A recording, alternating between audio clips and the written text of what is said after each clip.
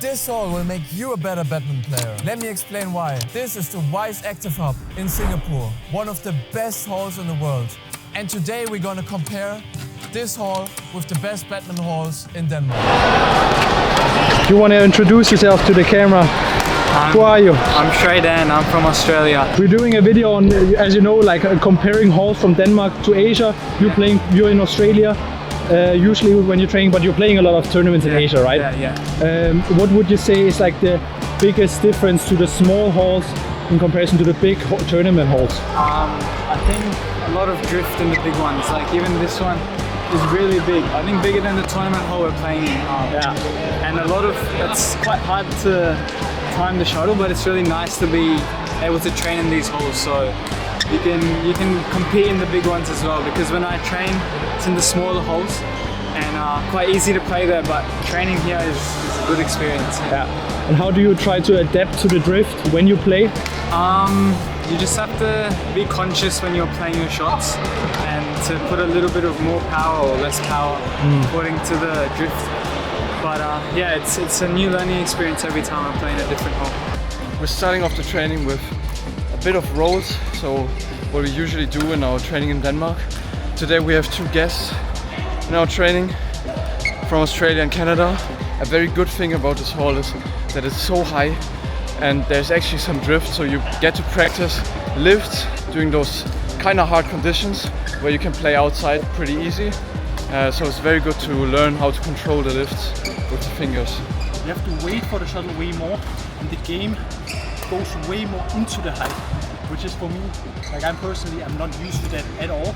So for me it's amazing to play in a hall like that, because I'm really getting used to big arenas when we train in a hall like that. So I would love to train in a hall like that in Denmark as well, because it gives you so much, and it's a totally different approach to the game. So amazing for me so far. Monge, what would you say is for you the biggest difference in the size? What difference does it make for you? It's a big difference of like how the shuttle like flies. So it feels lighter, the shuttle, so it stays longer in the air, but it also like gets like wiggled around by the drift a bit. So it's harder to time, and it's a bit slower in a way, but still like fast if you push it too flat and out on the lifts. And what do you prefer in terms of size? The small halls in Denmark or the big ones in Asia? I like the bigger halls because it's more the ones you also play tournaments in, that you're actually gonna play tournaments in. Like the Danish halls are too easy to play it. Second guy, who are you? Hello, I'm Shaurya. I'm from Canada. And what is you're quite young. Yeah. You're quite young, but you still have played a lot of international tournaments already. What would you say is like for you the hardest thing when you play in these big halls in comparison to like the smaller halls? What is like your number one thing that you always focus on? I think number one thing is getting my lifts right, because if I can't lift, then half the time I just die, because everyone else is so big and strong. So making sure my lift height and quality is good, and also trying to get more angles from the back. What is your main focus on the lifts, like the detail technical part? Is like using more of my fingers to control, not like big swing, and then trying to get it like high and deep to the back instead of letting the person cut it off. So making sure they have to go all the way to the back. All right, nice. We're gonna go into some 2 against 1 now, where we go 1 against 1. We've recently got the question quite a lot when people ask us how are we actually filming our trainings when all of us are training. And usually we just put up a classic tripod as anyone would use. But now we actually were able to partner up with Insta360 and get a gimbal for the phone as we have it for the camera, where we have a new deep AI tracking system where you can see if I put my hand up, it will start not only recording me, but actually also tracking me. So it doesn't matter where I go or also how fast I go, it will always track me. So if you're doing some kind of footwork, it will always follow along. Which is amazing for us badminton players, because especially when you have that vertical frame, you usually have the problem that you run out of frame so much. The Insta360 could be a perfect cost-saving alternative to a professional camera. We've been using it for basically all of our matches, where we just film our matches from the stands or also just our training. And it makes it super simple because you don't have to worry about if you are in frame anymore or not. And if you want to get one for yourself, which we can definitely recommend, check the link in the bio or scan this QR code and get it straight away. And I'm now playing some matches for me, some sets, because we're going to play the second tournament in around 2 days. My main focus is to really be patient in the rallies, focus on a lot of finger power, and don't overdo the rallies too quickly. No watch, no diamonds, no watch, good timing, yeah. No watch, no diamonds, no watch, good timing, yeah. Ain't no middleman, I'm the man to man, send it in. I like what I like, me, I know my rights, sipping in. I like having fun, I do what I want, it's what it is. For my son and son, for my daughters, yes, for my twin. I work through the night, I do what I like, get a check, I go for the ride. I've been down the ride, for the win, still move on the hush, never run for none. I face my fears, I just drop the nine, month to month, still from year to year. 2 times 2 minutes in a row, so it's like a 4-minute burner. So I will choose to do like 2 exercises in those 4 minutes.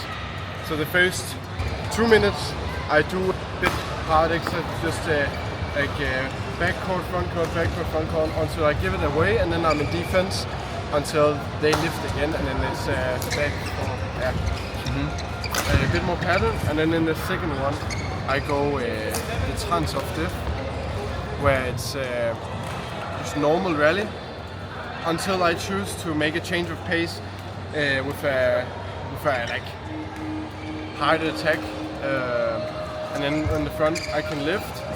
If I lift, the 2 has to attack again on that one, then I have to block it, then they have to lift. So I attack, and then it's free rally again. We'll show it with B-roll, like what you mean. That was hard for me. People know that it's my favorite exercise, so maybe they know. Okay, do you have a plan? Do you do the same? Yeah, I think in the start I just want to do maybe I'll do some like rally or like some attacking first to get myself tired. Yeah. And then the second one when I'm tired, then focus on consistency. It's like rallies and all that. I'm sporty and rich, I'm sporty and rich, I'm sporty and rich. Do it again, again, again. Get some checks, I invest, and I spend a check. Spend a check, get it back, then I take a risk. Started out very badly with the feeling on the lift, and really got a better feeling with the higher lift. Way more control, good attack. So now even more patient, especially on the lift, and take the net more and put the pressure on the net and finish from the back. Let's go. Like it's nothing. In the kitchen chopping onions. Yeah. Tears falling down, underdog is finally overcoming, cause I'm dropping buckets. Hey, yeah, like it's nothing. Hey, earn my respect and burn a budget. Hey, tears falling down, underdog is finally overcoming, baby. Yeah, I'm dropping buckets. Got some cash for me, don't worry about my past for me. I'm driving with no gasoline, it's life I live's a fantasy. Yeah, I do this for my dogs, all my day ones and my family. My life gon' live through them if I end up in any tragedies. I hope y'all understand this shit got bigger cause it had to be. I always knew I had it, but just not at this capacity. I recognize the gravity, closer to the summit, stacking chips and counting nuggets. I've been stunting, baby, cause I'm dropping buckets. Hey, yeah, like it's nothing. Getting better in it. Drift is okay, the control on the drift. I'm getting more and more used to the side, and the way I approach the game is way better. Really focusing on the front court, pushing the front court, making the tempo from the front court, and then from the back, playing a lot down with the fingers with sticks. Only when I have a chance to go for 11-8, let's go.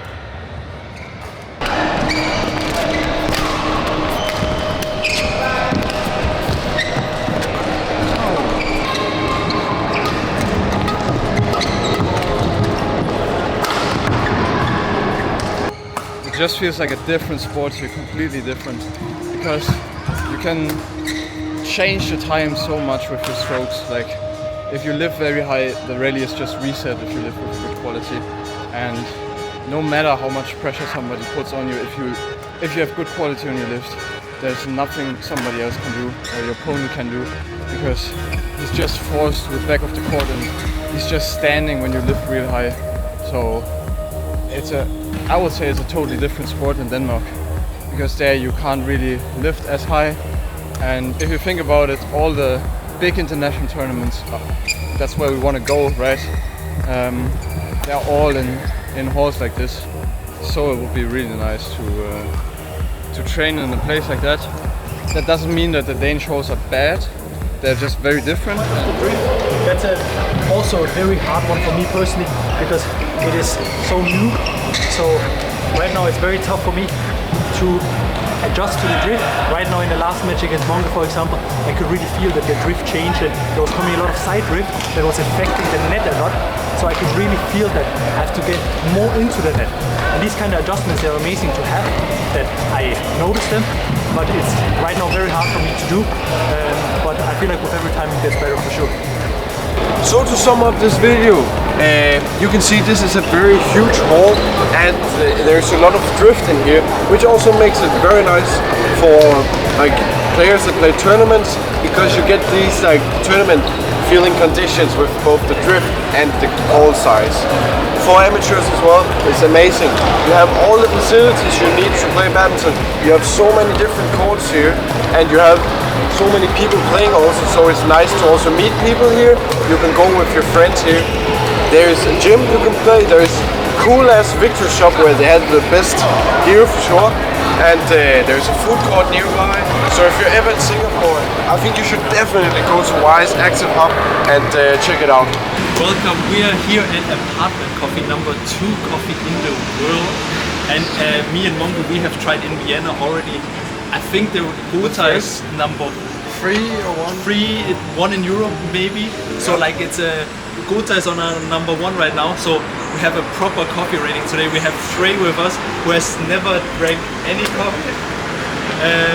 And of course our 2 Singaporean guides who are, you like coffee, right? I love it. He loves coffee. He's a beginner. Yeah. So a perfect group. We're gonna order everything: a brew, a flat white, a cappuccino, just so we have all the grades. And let's go. No idea what brew and flat white and all that shit is. And Tamino is also gonna drink some coffee, even though he doesn't want to. Fair. Convert. Right. Yeah. All right, and then I'm excited. If that's the second best, and if I say it's good. No, like yeah, like you start out with the almost best possible thing ever. All right. If you don't like it here, you're not gonna like the coffee in the uni cafeteria.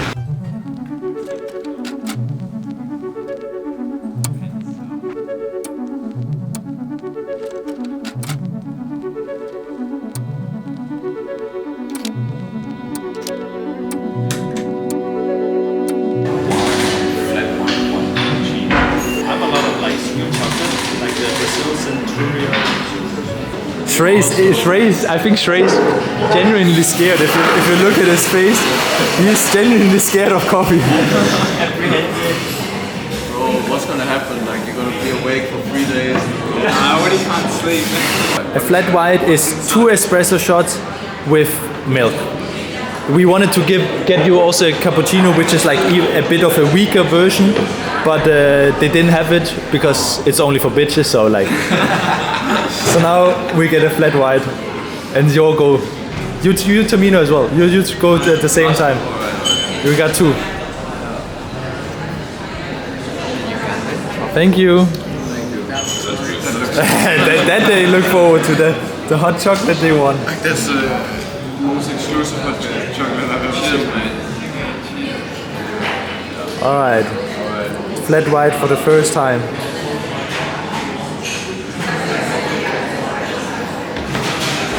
It's definitely the best coffee I've had. Okay, good start. Shrey. It doesn't taste like coffee, so I really like it. Okay. It's usually bitter. Is it too bitter for you? Yeah, flat white tends to be more strong and bitter. Not as bad as I thought. You're not scared of it. What would you rate it if out of 10? Your personal rating, not like if you would like coffee. How much do you like that one? 5 or 6. 5 or 6 out of 10? Okay. Okay, the flat white. Like I'm a flat white guy, and for me it's too soft. Like I'm the only one who thinks it's. Maybe it's because after drinking this one it like seems soft. No. It feels like so. But it's yeah, it seems very milky. I feel like there's almost no coffee in there. That makes sense.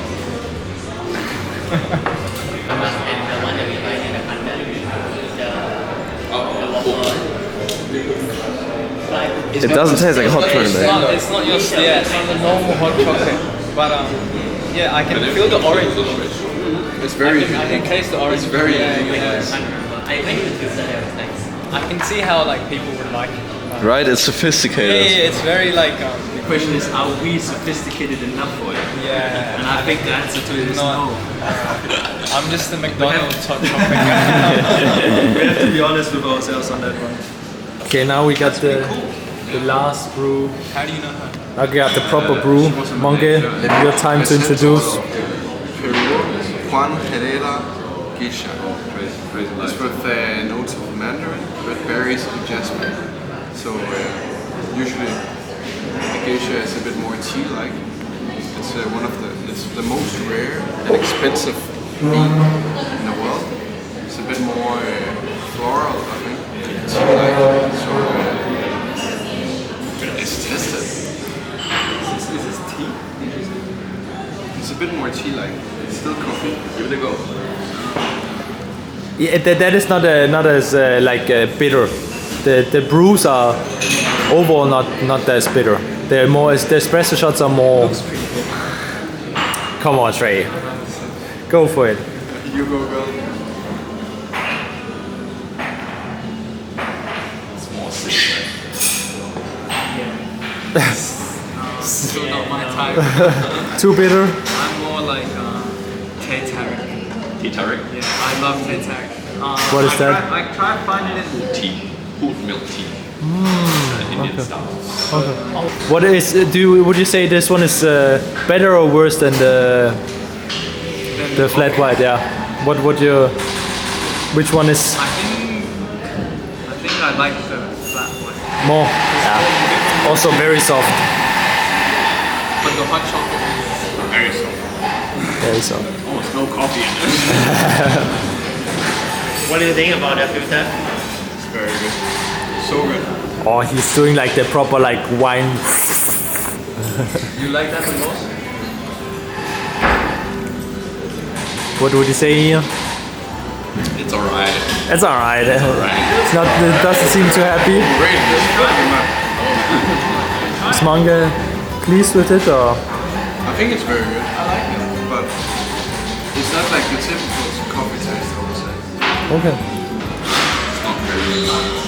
No, it's very straightforward. By your talking, I can sense a proper like expert feeling about the way your vocabulary in the coffee industry works. The best geisha I had was either a Panama or Colombian geisha. It had initial top note flavor of like jasmine and flower. It's very floral, vanilla bee. And then once you swallow it, then you get like some of the tea notes, like jasmine tea. This one's very straightforward. It's easy to drink. It's not too sharp, not acidic. It's sweet enough. It's got a good body. It's got a good aroma. But I think it just lacks that spark. Tamino, he seems like he wants that coffee now. Like he's eager for that coffee. So this one roasted just last week. It's Ethiopian light roast. It's vibrant and refreshing. The aroma is intensely floral with hints of jasmine. As a pour over, I Did you? I love that cup though. Like I love these cups. That's the best part of our work. I feel like from the ranking wise, I don't have it in my head. I have it written down somewhere. But to be honest, I don't think it would make the top 5. Would you agree with that, Monga? I don't think it has the from flat white to the bruise.